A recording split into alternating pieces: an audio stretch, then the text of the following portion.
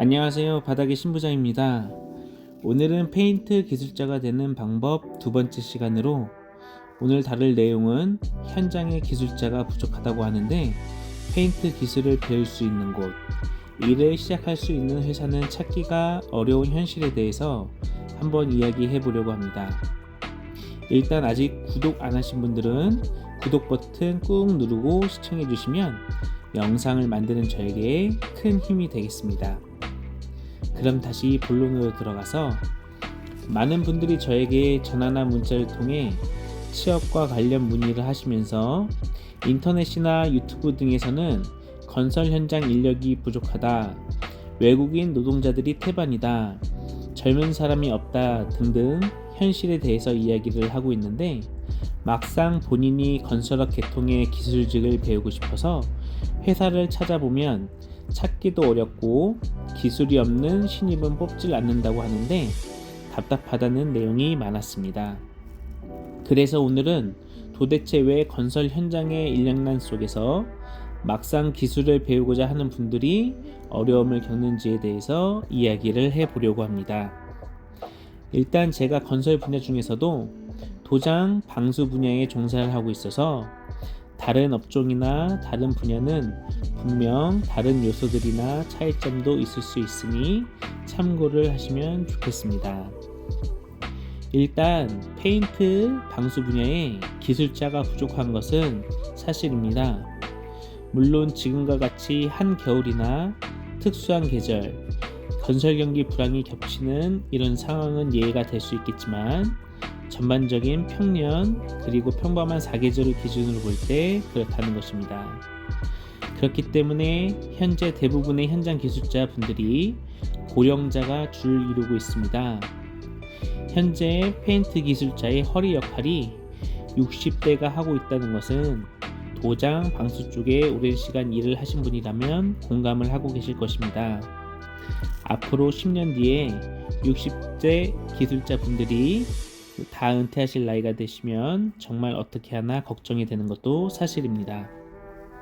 또한 일을 배운 지 얼마 되지 않고 실력이 부족한 사람임에도 불구하고 워낙에 일이 없다 보니 속칭 보따리 장사라고 해서 이 회사 저 회사 일당을 받으며 일을 하는 사람들 중에 정말 실력이 부족한 사람이 많은 것을 보면 또 사람이 부족하기 때문에 알면서도 어쩔 수 없이 그런 가짜 기술자들까지도 비싼 기술자 비용을 주면서 일을 하는 속칭 오야지들의 이야기를 듣다 보면 도장 방수 업계의 인력난은 심각하다는 생각이 듭니다.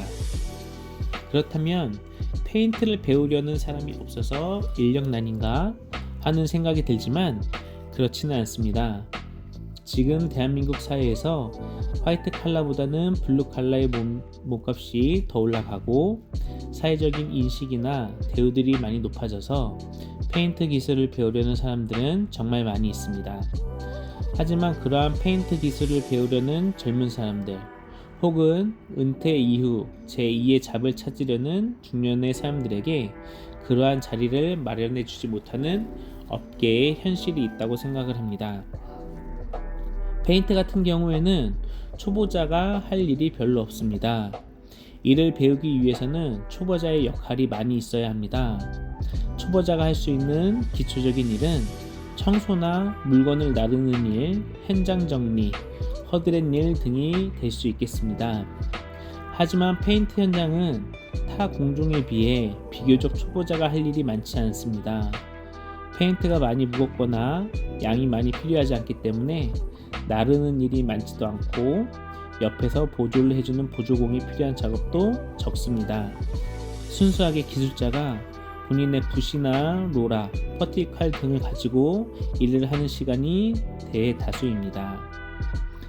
페인트 초보자 2명과 페인트 기술자 1명의 일당은 비슷하지만 하는 일을 보자면 기술자 1명이 훨씬 많은 일을 해 나가기 때문에 초보자를 현장에 부르는 일은 별로 없습니다. 보통 페인트를 처음 배우려는 사람에게는 적게는 10만원에서 15만원 사이의 일당을 지급하는데 정말 초반 몇 개월은 일당만큼의 일을 하지 못하는 사람들이 대부분입니다. 문제는 회사나 오야지가 처음에 손해를 감수하면서 몇 개월 혹은 1, 2년 정도 현장에서 기술을 가르치며 일을 해 나가는데 그 이후 기술이 어느 정도 습득이 되면 다른 회사로 옮겨가거나 프리랜서를 하는 경우가 많습니다. 그러한 배신감을 느끼는 분들도 여러 계십니다. 그래서 본인의 친인척이나 친한 지인이 아니고서는 새로 신입을 키우려는 일은 안 하려고 합니다. 그때그때 필요한 현장마다 사람이 필요하면 기술자를 불러서 쓰려고 하지 회사에서 양성해서 키우려 하지 않기 때문에 신입이 배우기 어렵다는 점입니다.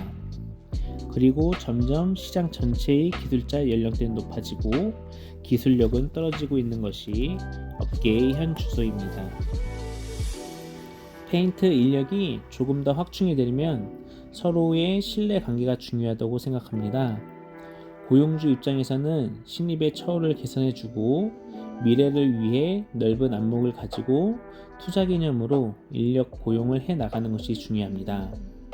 한 현장마다의 이익률에만 급급하여 당장 쓰기 좋고 성과가 나오는 기술자만 투입할 것이 아니라 조금은 부족하더라도 훗날 업계에서 인재가 될 사람을 뽑고 육성하는 데에도 투자를 해 나가야 할 것입니다.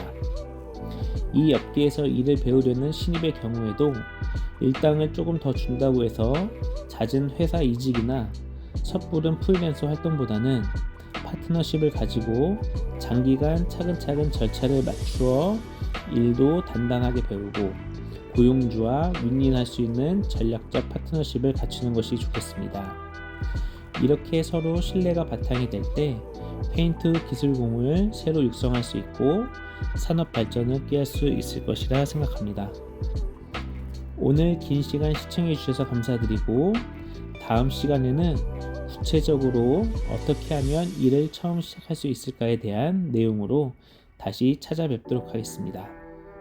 구독과 좋아요 부탁드리겠습니다. 감사합니다.